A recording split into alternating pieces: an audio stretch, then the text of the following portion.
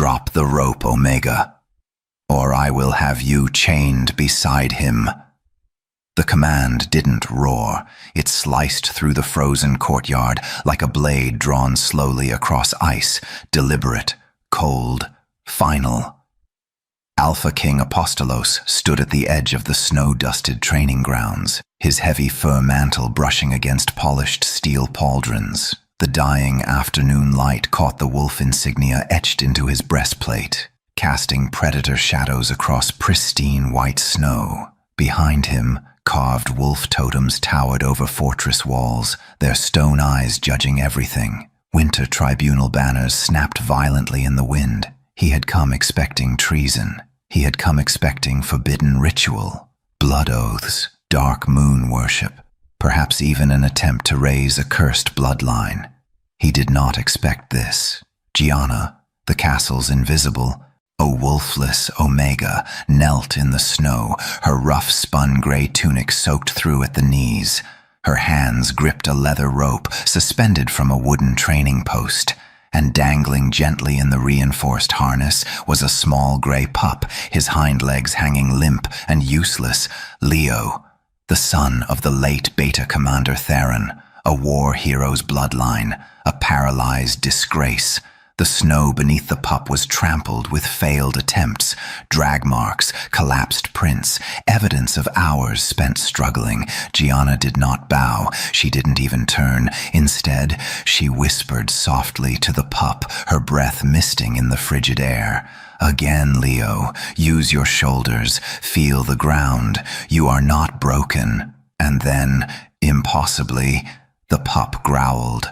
Not in submission, in defiance. Leo pushed forward with his front legs, dragging himself inches through the snow, his small body trembling with effort, his milky gray eyes unseeing, unfocused, locked on nothing and everything at once. The watching guards laughed. Apostolos did not, because Leo didn't cower when the king stepped closer. The pup's lips curled back, exposing tiny fangs, and he snarled, protective, fierce, utterly unafraid. "He is not what you think," Gianna said quietly, finally turning to face him.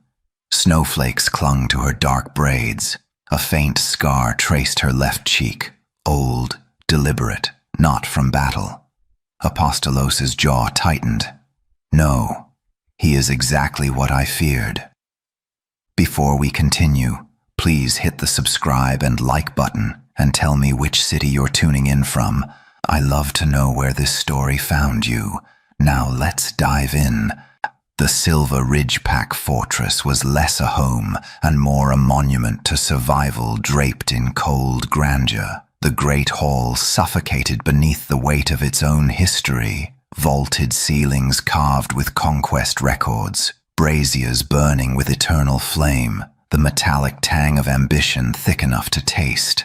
Alpha King Apostolos sat upon the frostbone throne, a seat hewn from ancient glacial stone that seemed to leach warmth from anyone who touched it. He swirled dark wine in a crystal goblet, watching the winter tribunal gathering unfold beneath him. It was the night of the doctrine reaffirmation ceremony, the annual ritual where the pack renewed its laws. Every high-ranking wolf in the territory postured and preened, hoping to catch the Alpha King's favor, to whisper the right counsel, to secure the right alliance. "You look like you're contemplating exile, Your Majesty," a voice purred from his right. Apostolos didn't turn. He knew the scent, sandalwood and cold iron. High Counselor Damaris, the kingdom's chief advisor, and the man the court had all but crowned as his second-in-command. "Exile would be too kind," Apostolos replied, his voice deep and empty. "I'm contemplating silence." Damaris chuckled, a sound like coins clinking. He rested a jeweled hand on the arm of the throne, his crimson robes vivid against black stone. "And leave us? The council wouldn't survive it. Besides, we're announcing the new pack purity protocols tonight. You need to look committed." Apostolos's eyes scanned the room, ignoring him. It was a habit born of war, scanning perimeters, checking exits, measuring threats. His gaze drifted past the dancing nobles, past the tables laden with roasted venison and honeyed wine, to the shadows near the servants' entrance. There she was, Gianna. She wasn't wearing ceremony silks or borrowed finery. She wore the same gray, rough-spun tunic as always, her brown hair pulled back in a severe braid that had started to fray. She balanced a heavy tray of empty goblets, navigating the crowd with a grace that didn't belong to someone invisible. She was the Wolfless Omega, the genetic anomaly, born to beta parents but unable to shift, unable to sense the pack link, unable to fulfill her destined role. A ghost in wolf's clothing. Most wolves treated her like furniture, useful when needed, forgotten immediately after. But Apostolos had always found her unsettling, not because she was weak, because she was too quiet. As he watched, a drunken warrior, Captain Gregor, usually disciplined but reckless when in his cups, stumbled backward, colliding hard with Gianna. The tray tipped, goblets clattered, and Gianna caught every single one before they hit the ground, her hands moving faster than any Wolfless Omega should move, her balance perfect, her eyes never leaving the warrior's face. "Apologies," she murmured. Gregor barely heard her, but Apostolos did. And he saw something else too, the faintest flicker of a scar on her wrist. Old rope burns, the kind you get from holding something suspended for hours. His wineglass stilled mid-swirl. The pup. She'd been training the paralyzed pup in secret. For how long, and why? The winter tribunal convened at dawn. The council chamber was a cathedral of cold judgment. Walls lined with ancestral wolf pelts, each one a reminder of strength preserved. His weakness purged. 12 high-backed chairs carved from ironwood circled a central dais where the accused would stand. Above them, suspended from iron chains, hung the doctrine tablet, ancient stone inscribed with laws older than memory. The law of the pure bloodline, the law of the strong survive, the law of the cold weak. Apostolos sat at the head of the circle, his fur mantle heavy across his shoulders. He hadn't slept. The image of Gianna's rope-burned wrists haunted him more than it should. High Counselor Damaris stood beside the doctrine tablet, his crimson robes immaculate, his silver hair pulled back in the traditional warrior's knot. He cleared his throat, and the murmuring council fell silent. "We gather under the winter moon to reaffirm what has kept us alive for generations," Damaris began, and his voice smooth as polished steel. "Strength, purity, survival." Heads nodded around the circle. "But there are whispers," Damaris continued, his gaze sweeping the room, "of defiance, of sentiment poisoning discipline, of a paralyzed pup being kept alive against all protocol." More nods, harder this time. Counselor Thalia, a silver-haired warrior with scars crossing her face like war paint, leaned forward. "The Beta Commander's son should have been culled at birth. Paralysis is not survivable in our world. Keeping him alive is cruelty disguised as kindness." "It's worse than cruelty," another counselor muttered. "It's weakness." Apostolos said nothing. He watched, listened, measured. Damaris raised a hand. "There is more. Reports indicate the Wolfless Omega Gianna has been secretly training the pup, teaching him on techniques." He spat the word like poison. "Human methods, rehabilitation, as if we are livestock to be coddled." A collective hiss rippled through the chamber. "Bring her," Damaris ordered. The iron doors groaned open. Gianna entered flanked by 2 guards, but she didn't walk like a prisoner. Her spine was straight, her chin level, her hands loose at her sides. She wore the same gray tunic from the night before, still damp at the knees from kneeling in snow. She stopped at the center dais and looked directly at Apostolos, not at Damaris, at the king. Gianna of no family name, Damaris intoned, circling her slowly like a predator testing prey.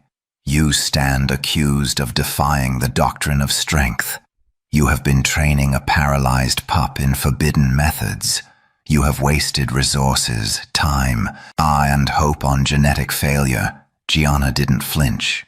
Do you deny these charges? Damaris pressed. No, she said simply. Gasps echoed. Damaris smiled thinly. Then you admit to treason against pack law. I admit to keeping a pup alive, Gianna replied. Her voice was quiet, but it filled the chamber. If that is treason, then your laws are broken. The room erupted. Counselors shouted. Guards reached for weapons. Thalia slammed her fist on the table. Insolence! She mocks the ancestors. Silence! Apostolos spoke for the first time. The room froze. He rose slowly from his seat, his shadow stretching long across the stone floor. He descended the steps and stopped 3 paces from Gianna. You believe our doctrine is broken? He asked, his voice low, dangerous. Gianna met his gaze without trembling. I believe your doctrine measures the wrong kind of strength. Explain. She hesitated, not from fear, but from calculation. Then she spoke. Leo cannot run. He cannot hunt. By your laws, he is useless. She paused. But yesterday, he sensed movement beyond the western ridge before your scouts. He responds to vibration, reads pressure shifts in the ground, detects threats no wolf with 4 working legs could perceive. Apostolos's eyes narrowed. You think that's strength? Damaris scoffed. Parlor tricks, desperation. Gianna turned to him. Then test him. The challenge hung in the air like a blade. Damaris's smile faded. What? Put him in the field, Gianna said. Let him prove his worth. If he fails, call him yourself. Her voice hardened. But if he succeeds, then rewrite the doctrine. Another eruption. Counselors rose from their seats. Thalia called for immediate execution. Others demanded exile. Damaris looked to Apostolos, waiting for the killing blow. But the king was silent, because he remembered Leo's snarl. He remembered the pup's unseeing eyes locking onto him with absolute defiance. He remembered Gianna's composure under the weight of his command, and he remembered the rope burns, hours, days, months of training, not pity, strategy. The pup will be kept alive, Apostolos said finally. The chamber fell deathly quiet. Damaris's jaw tightened. Your Majesty, for observation, Apostolos continued, his tone leaving no room for argument. We will assess his capabilities. If he proves worthless, the doctrine stands. If not, he looked at Gianna. Then perhaps it's time we learn to see differently. Damaris bowed stiffly, but his eyes burned with something darker than disappointment. As the council dismissed, Apostolos watched Gianna escorted out. She glanced back once, not in gratitude, in warning. Apostolos rose before dawn.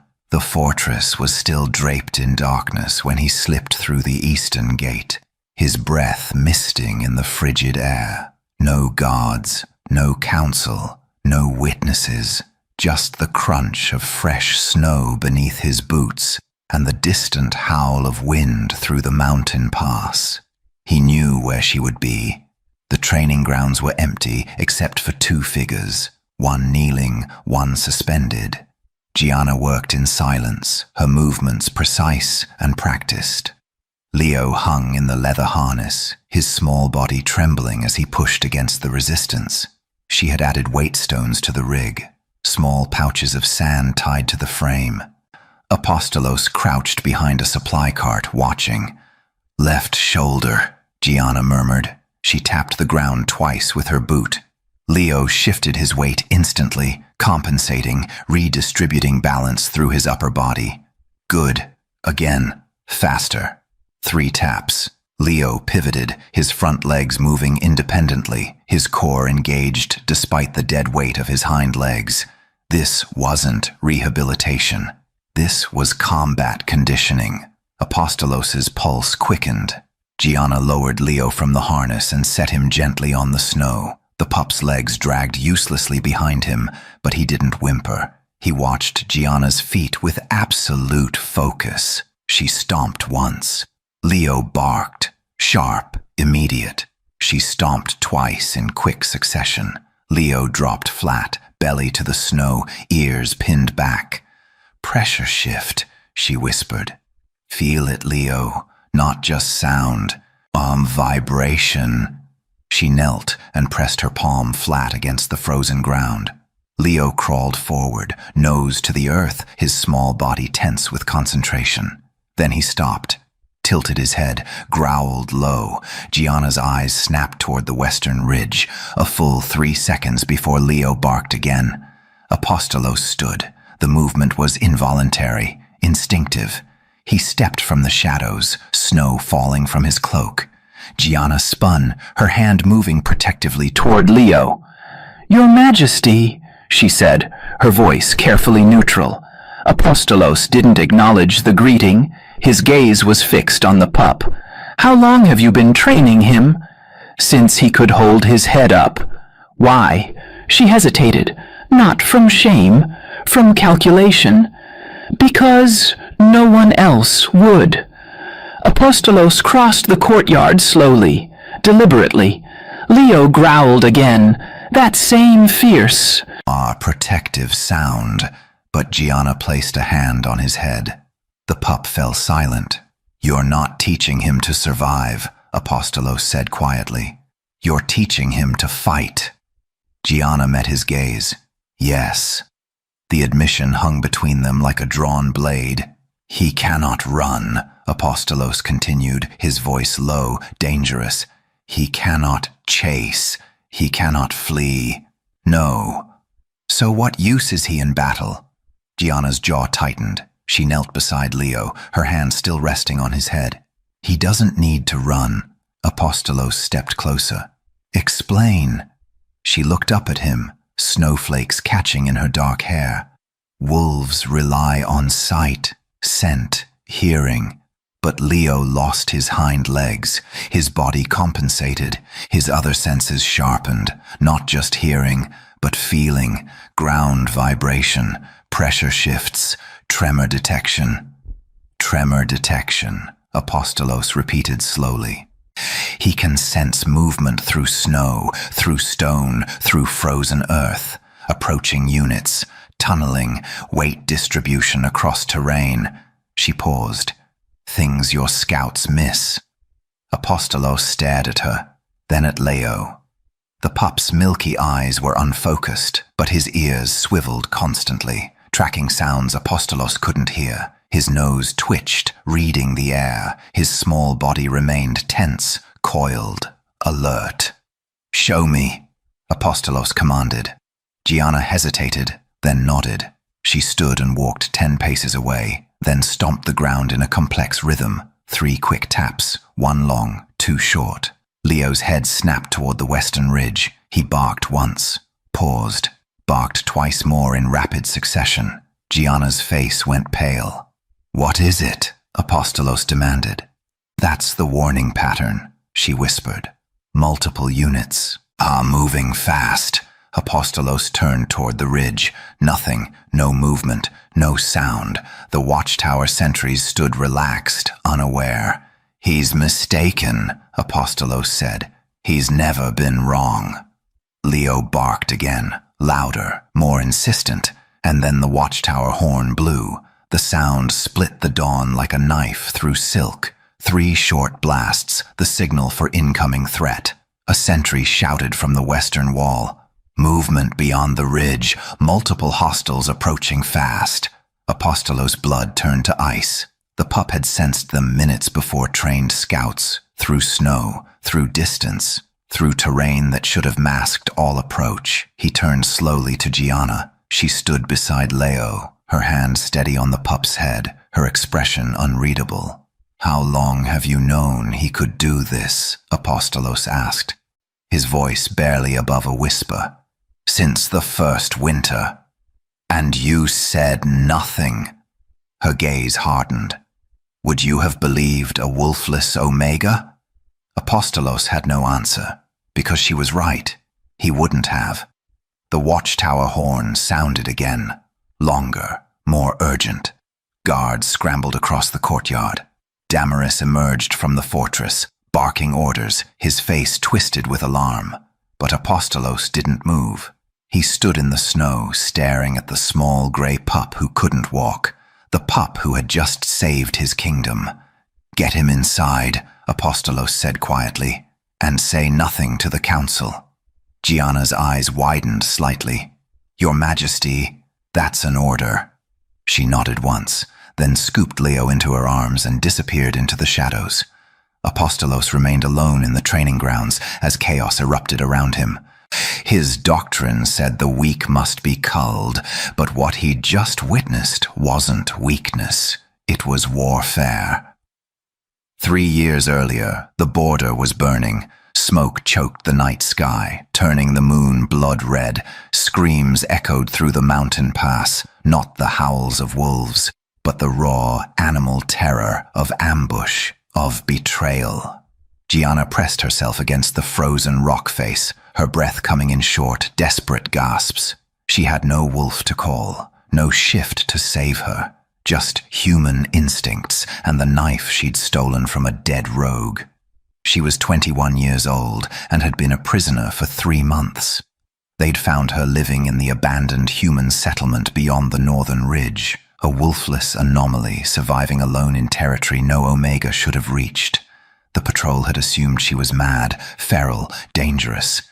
Beta Commander Theron had been the one to spare her life. She's wolfless, not witless, he'd said, blocking the executioner's blade. Bring her to the fortress. Let the king decide. But the king never decided. She became invisible, a servant, a shadow, a genetic mistake filed away in the lowest quarters of the castle. Until tonight. The ambush had come without warning, a coordinated strike during the border negotiations with the eastern clans. 50 wolves slaughtered in the first 10 minutes. The air reeked of blood and burning fur. Gianna had been traveling with the supply caravan when the attack began. She'd run, not toward safety, but toward the sounds of fighting, driven by some instinct she didn't understand. That's when she saw him. Theron, the Beta commander, stood in a defensive circle with 5 other warriors, protecting a single figure at the center, Alpha King Apostolos, younger then, newly crowned, still learning to carry the weight of the Frostbone throne, and surrounded. They came from inside, Theron roared, his sword slick with blood. The eastern clans had our patrol routes, our supply schedules. Someone sold us out. Apostolos fought like a storm, brutal, efficient, unrelenting. But even he couldn't hold against 20 attackers. One by one, the defenders fell. Theron was the last standing. Gianna watched from the shadows as an arrow punched through his shoulder, then another through his thigh. He dropped to one knee but didn't fall. "Run, my king!" Theron shouted. "The tunnels beneath the western ridge. Go!" But Apostolos didn't run. He fought his way to Theron's side, dragged him upright. And together they carved a path through the ambush. Gianna moved without thinking. She slipped through the chaos, using her small size and wolfless scent to avoid detection. She found the tunnel entrance Theron had mentioned. A narrow crack in the rock face, hidden beneath fallen timber. "Here," she screamed. Apostolos's head snapped toward her. For a fraction of a second their eyes met. Then he was moving, hauling Theron toward the tunnel, guards closing ranks behind them. They made it inside. Barely. The tunnel collapsed behind them. Whether from enemy explosives or desperate sabotage, Gianna never knew. Theron died 3 hours later in the emergency field camp. Gianna knelt beside him, using techniques she'd learned during her years among humans. pressure points, wound packing, tourniquet application. Things wolves didn't bother with because their healing was supernatural, but Theron's wounds were too deep. Silver-tipped arrows, poison. Apostolos sat across from him, his armor dented and bloodied, his face carved from stone. "Who sold us out?" the king asked quietly. Theron coughed, blood flecking his lips. "Council, Damaris, I found maps, trade records." His breathing rattled. "He's been selling patrol routes to eastern clans for years." Apostolos' jaw clenched. "Why?" "Power. Always. Power." Theron's hand shot out, gripping the king's wrist with desperate strength. "The tunnels beneath the fortress, smuggling routes. He's been using them." "Where?" "Old watchtower. Hidden maps." Theron's gaze shifted to Gianna. "The Wolfless girl. She saved us. Trust her." Apostolos looked at Gianna as if seeing her for the first time. Theron's grip tightened. "My mate. She's pregnant. If the child survives, if I don't." He coughed violently. Promise me you'll protect my bloodline." "You have my word," Apostolos said.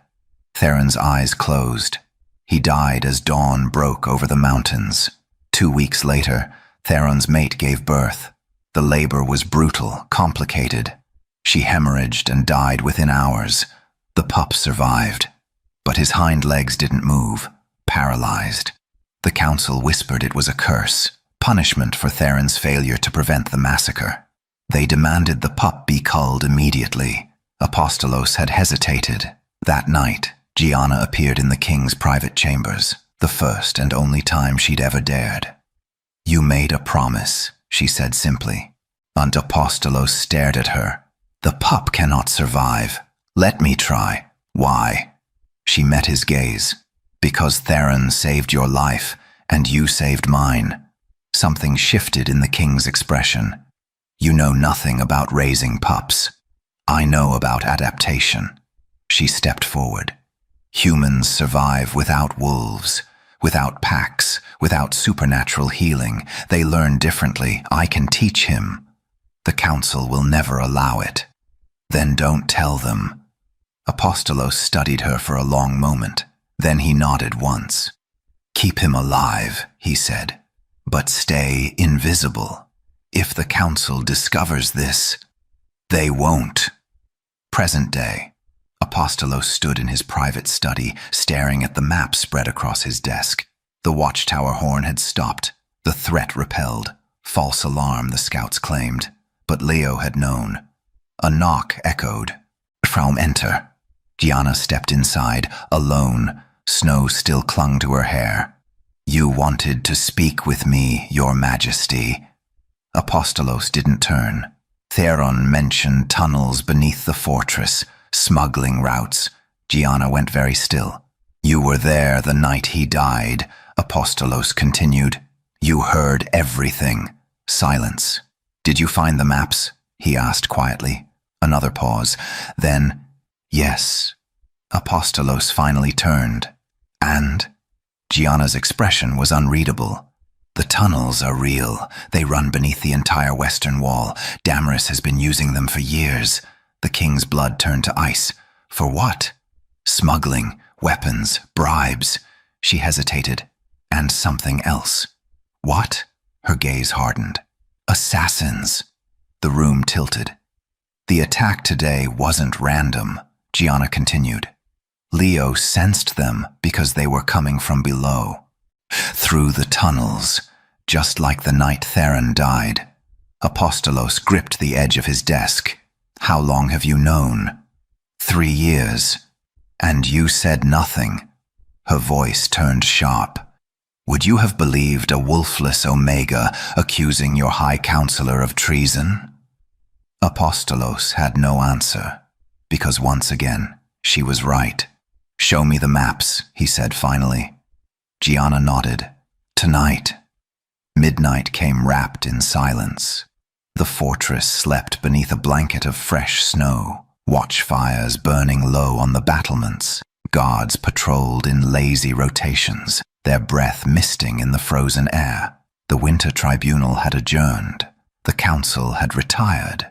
Even Damaris had withdrawn to his chambers. Everything was still, everything was wrong.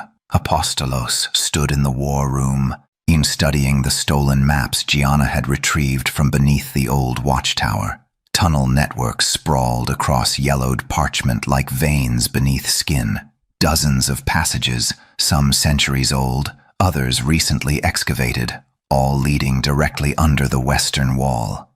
"These haven't been used in decades," Apostolos murmured. "That's what Damaris wanted you to believe," Gianna replied. She stood near the window, Leo cradled in her arms. The pup was restless, his small body tense, ears swiveling constantly. Apostolos looked up. "What's wrong with him?" "I don't know. He's been like this since sunset." Leo whined, low, urgent. Then he barked. Once, twice, 3 times in rapid succession. Gianna's face went white. "No." "What?" "That's the pattern. Multiple units, underground." The words had barely left her mouth when the floor trembled. Not violently, just enough, a vibration that rattled the wine goblets on the table, shook dust from the ceiling beams. Apostolos drew his sword. "Sound the alarm." The western wall exploded. Not the gate, the ground beneath it. Stone erupted upward in a geyser of dirt and snow. The watchtower tilted, groaned, and collapsed in a thunderous avalanche of rubble. Screams echoed, horns blared, and from the smoking crater, figures emerged.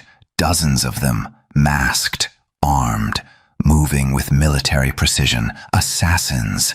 Apostolos hit the courtyard at a dead run, his blade already slick with blood. The first attacker lunged from the shadows. He died before his feet touched snow. The courtyard had become a war zone. Firelight from burning wreckage cast dancing shadows across white ground. Guards fought desperately, outnumbered and disoriented. The assassins moved like smoke, fast, coordinated, utterly silent. "Protect the king," Captain Gregor roared, rallying a defensive line. Too late. 3 assassins broke through, blades gleaming. They moved as one unit, flanking left and right, forcing Apostolos into the center of the courtyard, away from his guards, isolated. Apostolos spun, his sword singing through frozen air. Steel clashed, sparks flew. He fought like the warrior he'd been before the crown, brutal, efficient, remorseless. But they weren't trying to win. They were trying to position him. He realized it, a second too late. A 4th assassin emerged from beneath a collapsed storage hatch, a tunnel entrance hidden in plain sight. The blade was already in motion, angled upward toward Apostolos's exposed spine. A killing blow, inevitable. Then Leo barked. The sound cut through the chaos like a thunderclap, sharp, frantic, desperate. Apostolos twisted on pure instinct. The blade meant for his spine carved across his left shoulder instead, slicing through fur and armor, biting deep into muscle. Pain exploded, white-hot. But he was alive. He pivoted, grabbed the assassin's wrist, and drove his blade through the man's throat in one vicious motion. The body crumpled. Apostolos staggered, blood pouring down his arm, his vision swimming. "Your Majesty!" Gregor crashed into the fight, 2 guards at his back. But more assassins were emerging from the tunnels, too many. Then Gianna stepped into the firelight. She didn't carry a sword. She carried a broken section of watchtower chain, heavy iron links still attached to a stone anchor. An assassin charged her. She waited, waited. At the last second, she dropped low, swung the chain in a wide arc, and caught the attacker's legs. He went down hard. She reversed the swing, brought the stone anchor down on his skull. He didn't get up. Another came. She used his momentum against him, sidestepped, hooked the chain around his throat, and pulled him off balance into the path of his own ally's blade. She wasn't fighting like a wolf. She was fighting like a human, Strategy over strength, leverage over power, survival over pride. "The tunnels!" she shouted. "Collapse them!" Apostolos understood immediately. "Gregor, torches, burn the support beams." Guards rushed to obey, hurling firebrands into the open tunnel entrances. Ancient timbers caught instantly, flames racing through the underground network. The remaining assassins realized their escape was cut off. They fought harder, desperately.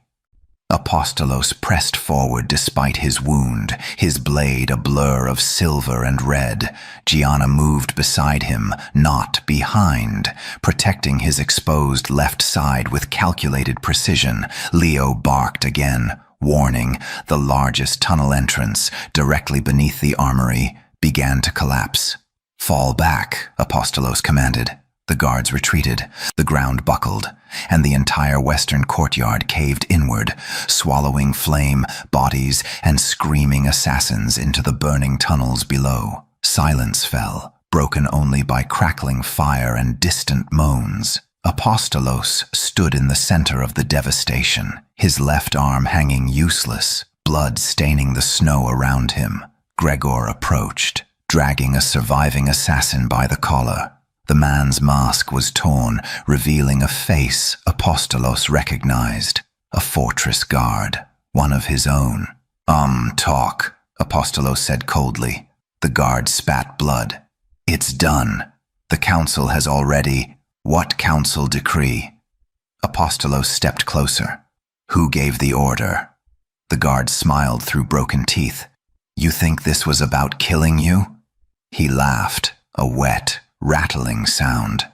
"This was about proving you're weak, that your laws are outdated, that keeping the paralyzed abomination alive has made you soft." Apostolos' blood ran cold. "The vote happens at dawn," the guard continued. "With or without you, the High Council will remove you for failure to uphold doctrine." He looked past Apostolos, at Gianna, at Leo. "They die first, then you." Apostolos raised his blade. "Wait," Gianna started. Too late. The guard's head rolled across the blood-soaked snow. Apostolos turned to face her, his expression carved from ice and fury. "Damaris isn't just corrupt," he said quietly. "He's staging a coup." Gianna held Leo tighter. The pup was silent now, exhausted, trembling. "What do we do?" she whispered. Apostolos looked toward the fortress, toward the council chambers where dawn would bring judgment. "We rewrite the doctrine," he said, "before they kill us for it." Dawn broke gray and bitter over the ravaged fortress. The western courtyard resembled a mass grave, collapsed tunnels, scorched earth, bodies half buried in snow and ash. Survivors worked in grim silence, pulling the dead from the rubble. Apostolos sat in the war room, his left shoulder wrapped in bloodied bandages. The pain was manageable. The fury was not. Before him, spread across the table, lay the evidence. Trade ledgers stolen from Damaris's private quarters. Encoded correspondence with Eastern clan leaders, payment records for weapons, information, assassination contracts, and the maps, decades of tunnel networks, supply routes, infiltration points, all signed with the High Councillor's seal. Gianna stood near the window, Leo sleeping fitfully in a basket at her feet. She hadn't left the king's side since the attack. Captain Gregor entered, his face haggard. "Your Majesty, we've identified the dead assassins." "And?" 12 were fortress guards, 5 were council attendants, 3 were Eastern clan mercenaries. He paused. "All recruited within the past 2 years. While Damaris restructured the watch rotations," Apostolos said flatly. "Yes, Your Majesty." Apostolos stared at the ledgers. The pattern was clear now, brutally, horrifyingly clear. Theron had discovered it 3 years ago. That's why he'd been at the border negotiations, not to negotiate, to investigate. He'd been tracking illegal weapons shipments, following the money, connecting the corruption back to its source. And Damaris had arranged the massacre to silence him. The beta commander knew, Apostolos said quietly. He tried to tell me, the night he died. He did tell you, Gianna said softly. Apostolos looked up sharply. She stepped forward. You were there. You heard him mention Damaris, council corruption, the tunnels. I thought he was delirious, battle-fevered. No. Her voice was gentle but firm. You thought he was paranoid, because Damaris had spent years convincing you he was loyal, indispensable. The truth landed like a physical blow. Apostolos stood abruptly, his chair scraping stone. He moved to the window, staring out at the smoking ruins. Theron entrusted you with Leo, he said. Why? Gianna hesitated. Because he knew what Damaris would do. Leo was born paralyzed, the perfect excuse to eliminate Theron's bloodline entirely. A weak heir, a genetic failure. Council doctrine would demand his death. And you agreed to protect him. Yes. Knowing it could get you killed. Yes. Apostolos turned. Why risk everything for a pup you didn't know? For a bloodline that wasn't yours? Gianna met his gaze steadily. Because Theron saw me, not as a wolfless mistake, not as a servant, as a person. Her voice cracked slightly. He was the first wolf who ever did. Silence filled the chamber. Apostolos felt something shift in his chest, sharp, uncomfortable, like a blade being withdrawn. You've known about the coup for 3 years, he said quietly. The tunnels, the corruption, the assassination plots. Yes. And you said nothing. Her jaw tightened. I tried. I sent anonymous reports to your chambers.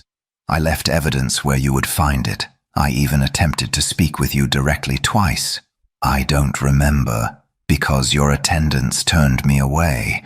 Because wolfless omegas don't have audiences with kings. Her voice hardened. And when I finally managed to reach Captain Gregor, he laughed, told me to stop wasting his time with conspiracy theories. Gregor shifted uncomfortably near the doorway. Apostolos's hands clenched into fists. You should have... What? Gianna stepped forward, her composure finally cracking. Screamed louder. Demanded you believe me? I had no rank, no wolf, no voice. You would not have believed a wolfless omega. The words hung between them like an executioner's blade. Because she was right. 3 years ago, if Gianna had walked into this chamber and accused High Counselor Damaris of treason, Apostolos would have dismissed her, possibly punished her for slander. He had ruled with strength, but he had ruled blind. I failed Theron, Apostolos said quietly. I failed you, I failed Leo. Gianna's expression softened slightly. You didn't know. I should have known. His voice turned cold, self-loathing. I built a kingdom where only the strong are heard, where deviation from doctrine is treason, where weakness is culled without question. He looked at Leo, still sleeping peacefully. And in doing so, I made myself deaf to the truth. Before Gianna could respond, the war room doors burst open. Councillor Thalia strode in, flanked by 4 guards. Her face was stone. Alpha King Apostolos, she announced formally. By decree of the High Council, you are summoned to emergency tribunal. Apostolos didn't move. On what grounds? Gross dereliction of duty, failure to uphold pack doctrine, and willful endangerment of the Silver Ridge Pack through incompetent governance. Damaris drafted this decree. The High Council voted unanimously, after an assassination attempt orchestrated by Damaris himself. Thalia's expression didn't change. The tribunal convenes at midday. You will answer the charges. If found guilty, the council will vote to remove you from the throne. She turned on her heel and left. Silence crashed down. Gregor cursed under his breath. It's a trap. They're using last night's attack as proof of your weakness, are claiming the paralyzed pup distracted you from real threats. They're not wrong, Apostolos said bitterly. I was distracted. By corruption I should have seen years ago. What do we do? Gianna asked. Apostolos looked at the maps, the ledgers, the evidence of betrayal. Then he looked at Leo, the pup who had warned them, who had saved them, the living proof that strength came in forms the doctrine had never imagined. We go to tribunal, Apostolos said quietly, and we give them a choice. What choice? He picked up the stack of evidence, his wounded shoulder screaming in protest. Evolve, he said, or burn. By noon, the entire fortress knew the Alpha King would stand trial, and the future of the Silver Ridge Pack hung in the balance. The Great Hall had been transformed into an execution chamber. Every high-ranking wolf in the territory packed the stone benches, nobles, warriors, merchants, clan representatives. The air vibrated with anticipation, thick with the scent of blood yet to be spilled. This wasn't a tribunal, it was a public spectacle. At the center of the hall, a raised platform had been erected. Upon it sat the 12 council members, arranged in judgment. High Counselor Damaris occupied the central seat, his crimson robes immaculate, his silver hair gleaming in the torchlight. He looked like a king. Apostolos entered through the western doors, his wounded shoulder visible beneath his ceremonial armor. He wore no crown, no fur mantle, just steel and determination. Behind him walked Gianna, carrying Leo in her arms. The crowd erupted in whispers. The king brings the abomination to his own trial. Madness, already accepted defeat. Apostolos ignored them. He climbed the platform steps and stood before the council, his gaze locked on Damaris. You summoned me, Apostolos said. Here I am. Damaris smiled benevolently. Alpha King Apostolos. You stand accused of dereliction of duty, violation of sacred doctrine, and endangerment of the Silver Ridge Pack through incompetent governance. He gestured to the assembled crowd. The evidence speaks for itself. Under your watch, our fortress was breached, our warriors slaughtered, our western wall reduced to rubble. Murmurs of agreement rippled through the hall. And the cause? Damaris continued, his voice rising. Distraction, sentiment, the dangerous delusion that our ancient laws can be negotiated. He pointed at Leo. You kept that creature alive in defiance of doctrine. You allowed a wolfless Omega to poison your judgment. And last night, we paid the price in blood. The crowd roared approval. Apostolos remained silent. Damaris stood, spreading his arms wide. The High Council has voted. You are unfit to rule. Step down peacefully, and you will be allowed to live in exile. His eyes glittered. Refuse, and we will remove you by force. And the pup? Apostolos asked quietly. Damaris's smile widened. The abomination will be executed, publicly, today, as a symbol that the Silver Ridge Pack has returned to purity and strength. Gianna's arms tightened around Leo. The pup sensed the danger. He growled, small, fierce, defiant. You won't touch him, Apostolos said. We already have the votes, Damaris replied. 11 council members stand with me. Only Councillor Thalia abstained. He leaned forward. You've lost, Apostolos. Accept it with dignity. Apostolos finally smiled. It was not a kind expression. Before you vote, he said, his voice carrying across the silent hall, I have evidence to present. Damaris's smile faltered. The tribunal has concluded. Evidence of treason. The word detonated like thunder. Apostolos pulled the stolen ledgers from his coat and threw them onto the council table. Pages scattered, maps unfurled, encoded letters spilled across polished wood. 3 years ago, Beta Commander Theron discovered that High Counselor Damaris was selling pack secrets to Eastern clans, weapons, patrol routes, tunnel maps. Apostolos' voice turned to ice. Theron died trying to expose this corruption, and last night, assassins funded by Damaris tried to finish what the border massacre started. Chaos erupted, council members grabbed for the documents, nobles shouted, warriors reached for weapons, Damaris shot to his feet. Lies! Fabrications planted by the Wolfless whore. Guards, Apostolos commanded. Arrest him! No one moved. Captain Gregor stood at the hall entrance, his hand on his sword hilt. But behind him, 20 fortress guards blocked the doorway. Damaris's guards. "You see?" Damaris said smoothly. "You command nothing. You are already deposed." He gestured, and 6 armed guards moved toward the platform. "Seize the king. Execute the pup." Gianna backed toward the edge of the platform, clutching Leo. Apostolos stepped between them and the advancing guards. "Stand down," he ordered. The guards hesitated. One of them, a young warrior named Marcus, looked torn. "Your Majesty, the High Council has voted." "The High Council is corrupted," Apostolos said. "Look at the evidence. Think for yourselves." "Evidence can be forged," Damaris interjected. "But doctrine is eternal. The law demands the weak be culled. Will you follow a king who defies the very foundation of our pack?" The guards advanced. Apostolos drew his sword with his good arm.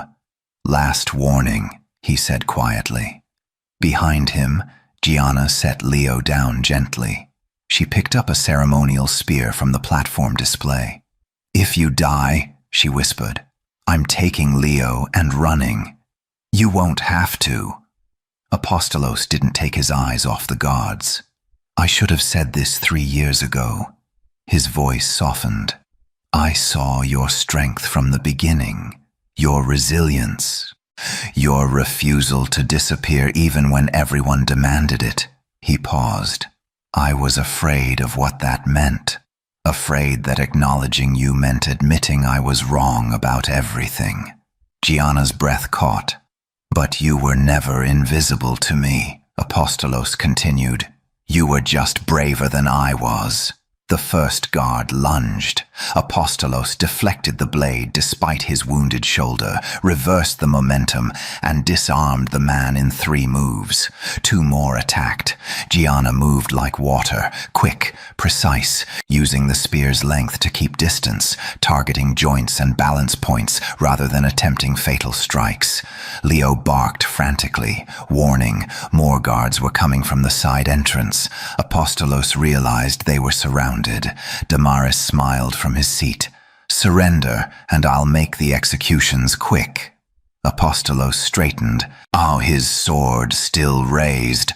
"No. Then you'll die a traitor. Better a traitor to corruption than a servant to it."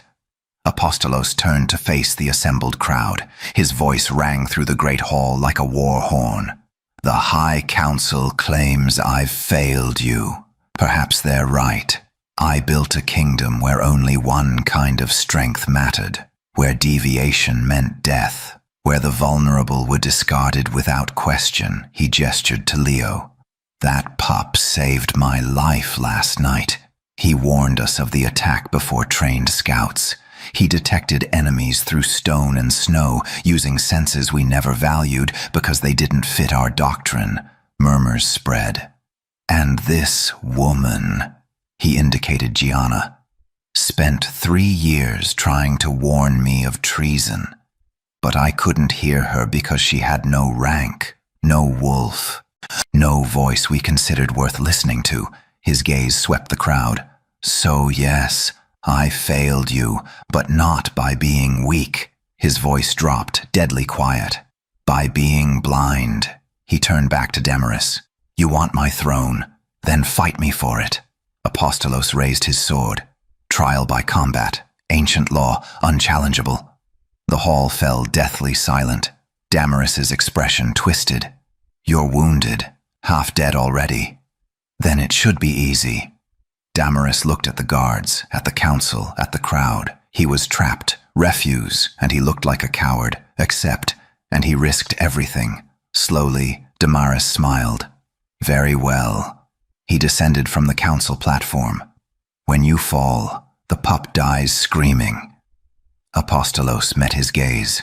When you fall, your corruption dies with you. They moved the trial by combat to the outer courtyard. The entire fortress assembled under a gray winter sky, thousands of wolves forming a living arena around a cleared circle of blood-stained snow. Ancient tradition demanded witnesses. This would be binding, irreversible. Apostolos stood at one end of the circle, his wounded shoulder screaming beneath fresh bandages. He'd refused healing herbs, refused numbing poultices. Pain kept him sharp. Damaris stood opposite, pristine in ceremonial armor that had never seen real battle. But he was younger, uninjured, and fought with the cold precision of someone who'd arranged dozens of assassinations. He didn't need to be honorable, he just needed to win. Between them, placed at the circle's center, sat Leo in his leather harness. The prize, Damaris had declared. When I win, I execute him myself. Gianna stood at the circle's edge, her face pale but composed.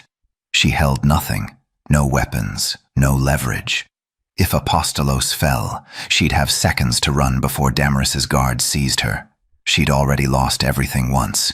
She'd learned to run fast. The presiding elder raised a ceremonial horn. By ancient law and pack tradition, this combat will determine truth. The victor's cause is righteous. The fallen's cause dies with him. He blew 3 sharp blasts. The fight began. Damaris moved like a viper, fast, efficient, targeting the wounded shoulder immediately. Apostolos barely deflected the first strike. The impact sent lightning through his injured arm. He gritted his teeth, pivoted, and countered with a low slash that Damaris easily avoided. The crowd murmured. The king was slow, wounded, struggling. Damaris smiled. You should have accepted exile. He attacked again. A flurry of calculated strikes designed to exhaust, to injure, to humiliate. Apostolos gave ground, his boots sliding through snow. He's losing. The king is finished. Damaris will restore order. Gianna's hands clenched into fists. Leo whined, his small body trembling. Then Damaris made his mistake. He gloated. When this is over, he said, circling, I'll make the Omega watch. I'll make her hold the pup while I... Apostolos lunged, not with strategy, with fury.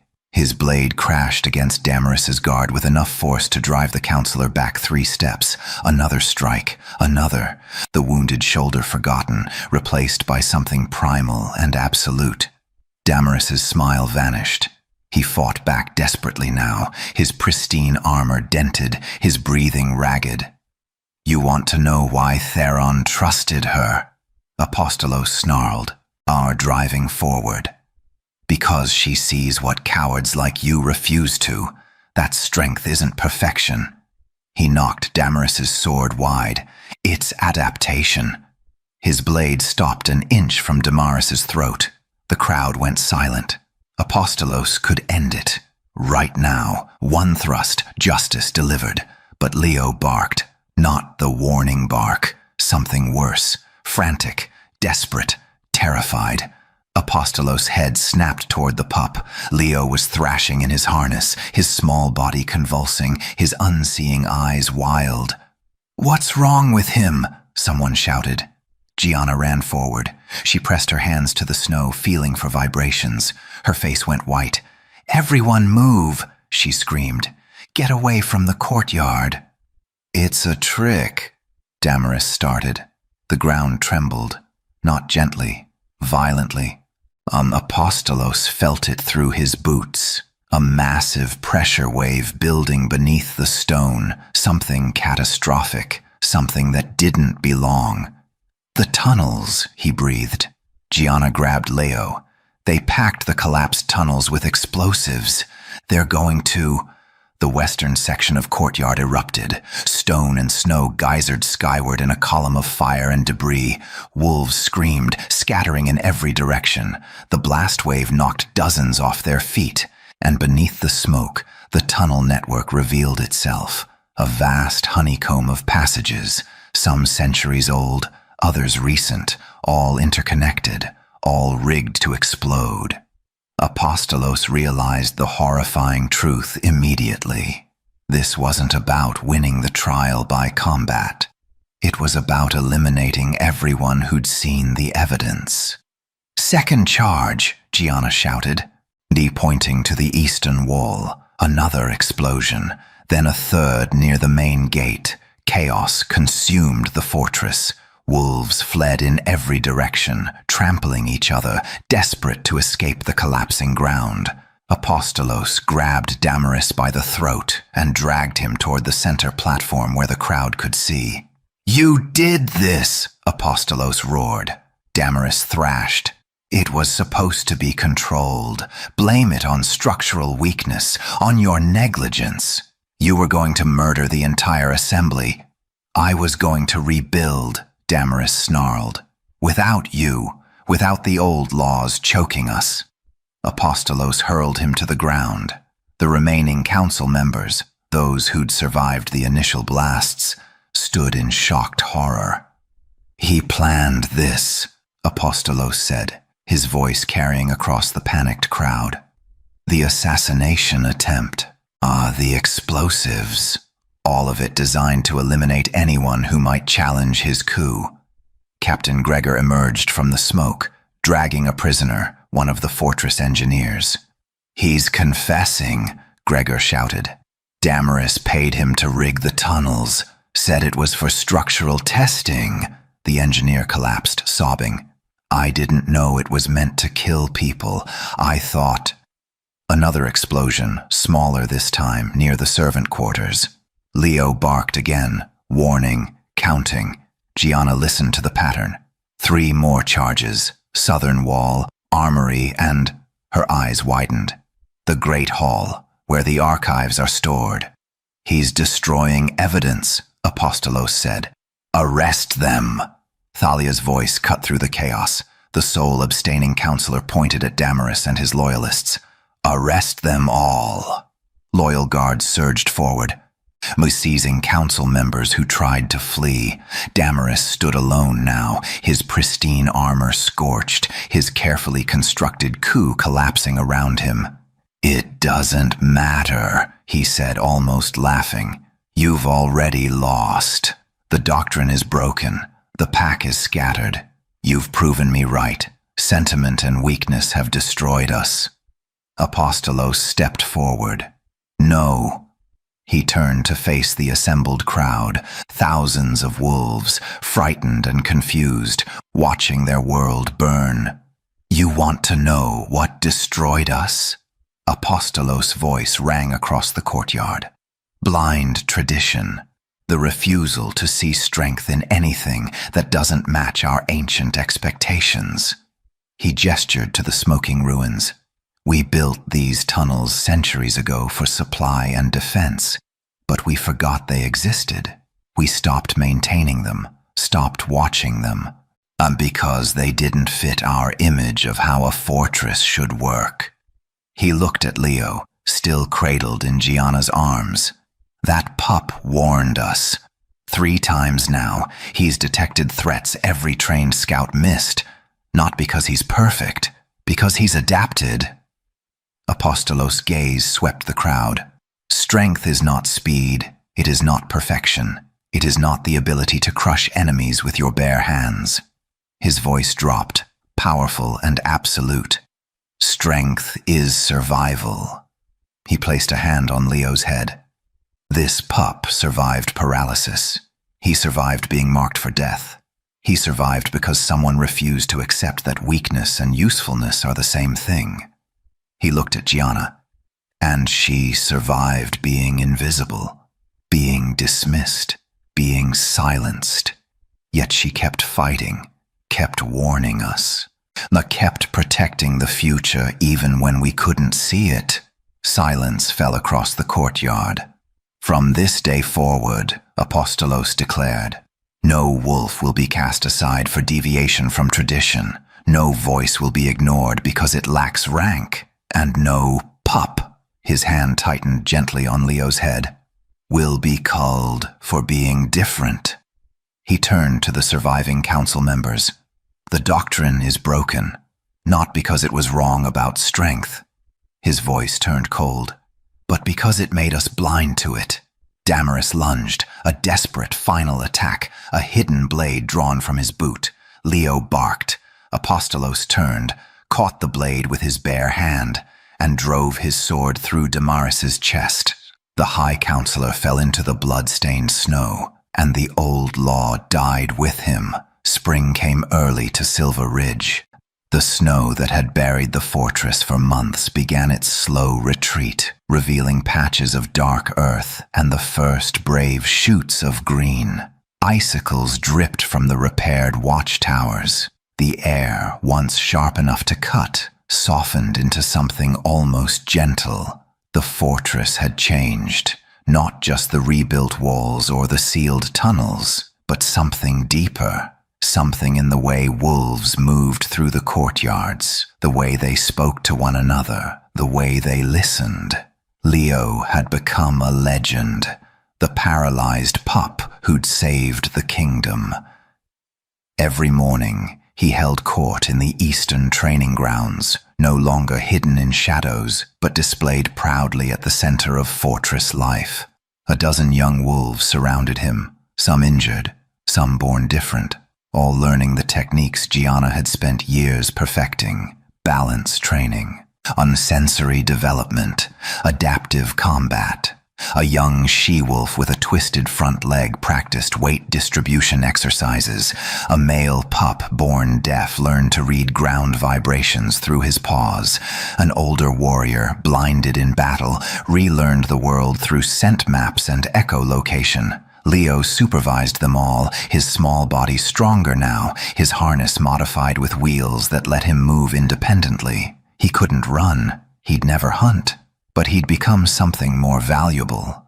A teacher, a symbol, a living rejection of the old doctrine. And beside him always stood Gianna. She wore new clothes now, not servant's gray, but the deep blue of the king's personal guard, embroidered with the wolf insignia. Her title, freshly created, was inscribed on the training ground archway: Head of Rehabilitation and Tactical Sensory Division. The council had protested, of course, until Apostolos reminded them there was no council. Not the old one, anyway. Damaris's co-conspirators had been exiled or executed, the remaining loyalists stripped of rank and privilege. In their place, Apostolos had appointed wolves who'd proven themselves through service, not bloodline. Healers, scouts, engineers. Even Captain Gregor, who'd admitted his failure to listen to Gianna years ago and requested demotion as penance, Apostolos had promoted him instead. "We need people who can admit their mistakes," the king had said, "not people who've never made any." The doctrine had been rewritten on new stone tablets, the old ones shattered publicly in the Great Hall. Strength is survival. Adaptation is evolution. Every wolf has value. Simple, revolutionary, terrifying to those who'd built their power on the old ways, but the kingdom was healing, slowly, painfully, but healing. Apostolos stood on the high balcony overlooking the valley, watching the sunset over mountains still capped with snow. His shoulder had healed, leaving a scar that ached in cold weather, a permanent reminder of the night everything changed. Footsteps approached. He didn't turn. "They're asking when you'll choose a mate," Gianna said, joining him at the rail. "The nobles are getting impatient." "Let them be impatient," she smiled faintly. "You're the Alpha King. You need an heir. Tradition demands." "Tradition nearly destroyed us." Silence settled between them, comfortable and charged in equal measure. Below, Leo led his students through evening exercises. Even from this distance, his bark was clear, sharp, commanding, absolutely certain. "He's thriving," Apostolos observed. "He always was," Gianna replied. "You just couldn't see it." Apostolos turned to look at her. The setting sun caught the scar on her cheek, the one he'd noticed that first day in the courtyard. He'd never asked about it. "Where did you get that?" he asked quietly. Gianna touched it reflexively. "A human village. When they discovered I was different, they thought I was cursed." She smiled without humor. "Turns out wolves and humans aren't so different. Both fear what they don't understand." "I feared you," Apostolos admitted. Her eyebrows rose. "Me? Not your weakness, your strength." He looked back at the valley. "You survived alone in human territory for years. You learned things no wolf knows. You saw corruption I was blind to. You protected a pup against an entire kingdom's doctrine." He paused. "You were never wolfless, Gianna. You were something else entirely." Her breath caught. "Something I didn't have words for," he continued. "Something that terrified me, because it meant everything I'd built my reign on was incomplete." Gianna was quiet for a long moment. Then she said softly, "You were never blind either." He looked at her sharply. "You just didn't look," she continued. "There's a difference. Blindness is permanent. Not looking is a choice." She met his gaze. "You chose to see. That takes more courage than most wolves will ever possess." Apostolos felt something shift in his chest. The final piece of armor falling away. "The nobles want me to choose a mate," he said carefully. I know. Someone strong, someone worthy of the throne. I know. Someone who can lead beside me, who sees what I miss, who'll fight me when I'm wrong and stand with me when I'm right." Gianna's hands tightened on the balcony rail. Apostolos stepped closer. "I'm looking at her." The words hung in the spring air between them. Gianna's eyes widened. "I'm wolfless. I have no rank, no bloodline. The nobles will—" "Let them protest," Apostolos said. "I've spent my entire reign listening to tradition. Maybe it's time I listen to something else." "And what's that?" He reached out, gently touching the scar on her cheek. "The truth." Below them, Leo barked triumphantly. One of his students, the she-wolf with the twisted leg, had successfully completed a balance drill. The other pups howled in celebration. The sound echoed across the valley, joyful and fierce. Gianna smiled, tears shining in her eyes. "He's going to change everything," she whispered. "He already has." Apostolos took her hand. Together, they watched the sunset over a kingdom learning to see differently. The snow continued its retreat, young wolves trained in ways their ancestors never imagined. And in the distance, merchants from the eastern clans arrived bearing trade goods and peace offerings. Word had spread. Silver Ridge had broken its doctrine and survived. No, thrived. The future arrived on wheels and adaptation, carried by a paralyzed pup and a wolfless Omega who refused to be invisible, and the Alpha King who'd finally learned to look. The Alpha King caught a wolfless Omega defying his law, but what he found instead was the future of his kingdom. If you enjoyed this story of strength redefined and love discovered in unexpected places, let me know in the comments. Your support decides what tale the moon whispers next.